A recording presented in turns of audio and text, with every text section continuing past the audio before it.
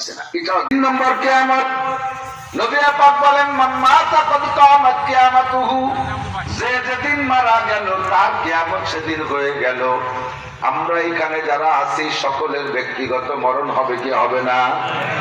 আমি চ্যালেঞ্জ করে বলি, 1000 কোটি বার কসম খেয়ে বলতে পারি, আপনারা আমরা এখানে যারা বসা আছি একেবারে ছোট থেকে ছোট জন থেকে নিয়ে বয়সী সর্বোচ্চ বয়সী যারা আছি, বয়সী থেকে নিয়ে ছোট পর্যন্ত এর একজনও আমরা সেই আসল কিয়ামত দেখবো না, আন্তর্জাতিক কিয়ামত দেখবো না। যদিও বলি কিয়ামত কাছাই গেছে, নিকটে আইসা গেছে, কিন্তু তারপরও আপনারা সেই কিয়ামত দেখবেন না, এর মধ্যে কোনো সন্দেহ নাই। হাদিসের দ্বারা যা প্রমাণ পেয়েছি, মূল কিয়ামতের আগে 10টা বড় ঘটনা ঘটবে। শুনলে আপনি বুঝবেন যে কতদিন আপনি বেঁচে থাকবেন কিনা। ওই 10টা ঘটনার মধ্যে একটা হলো দুনিয়ায় দাজ্জাল আসবে।